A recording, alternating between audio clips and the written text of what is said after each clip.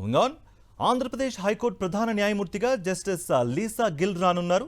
పంజాబ్, హర్యానా హైకోర్టులో 3వ స్థానంలో కొనసాగుతున్న ఆమెను ఏపీ హైకోర్టు సీజేఐగా సిఫారసు చేస్తూ భారత సీజేఐ జస్టిస్ సూర్యకాంత్ నేతృత్వంలోని సుప్రీంకోర్టు కొలీజియం ఈ మేరకు నిర్ణయం తీసుకుంది. మొదట జస్టిస్ లీసా గిల్ను న్యాయమూర్తిగా ఏపీ హైకోర్టుకు బదిలీ చేస్తున్నారు. High court CJ justice Dheeraj Singh Thakur April 24న పదవీ విరమణ చేయనున్నారు.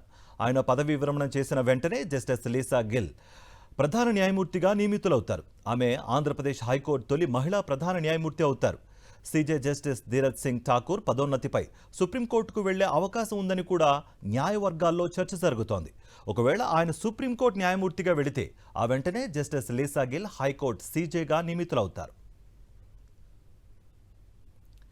జస్టిస్ లీసా గిల్ హైకోర్టు ప్రధాన న్యాయమూర్తిగా 2028 నవంబర్లో పదవీ విరమణ చేస్తారు. ఆలోపు పంజాబ్, హర్యానా రాష్ట్ర కోటాలో సుప్రీంకోర్టు న్యాయమూర్తిగా నియమితులయ్యే అవకాశం కూడా ఉంది.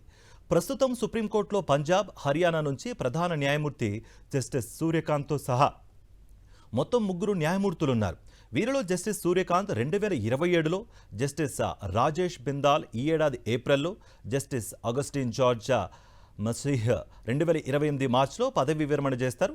ఈ నేపథ్యంలో జస్టిస్ లీసా గిల్ హైకోర్టు సీజేగా పదవీ విరమణకు ముందే సుప్రీంకోర్టు న్యాయమూర్తిగా వెళ్లే అవకాశం ఉంది.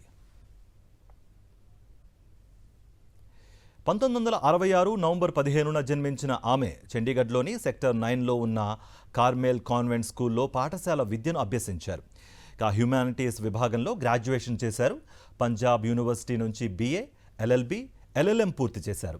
1990లో న్యాయవాదిగా ఎన్రోల్ అయిన ఆమె పంజాబ్, హర్యానా హైకోర్టులో ప్రాక్టీస్ చేశారు. క్రిమినల్, సివిల్, సర్వీస్, రెవెన్యూ, రాజ్యాంగపరమైన అనేక రకాల కేసులను ఆమె వాదించారు. చండీగఢ్ కేంద్రపాలిత ప్రాంతాలతో పాటు పలు బోర్డులు, కార్పొరేషన్లకు ప్రాతినిధ్యం వహించారు.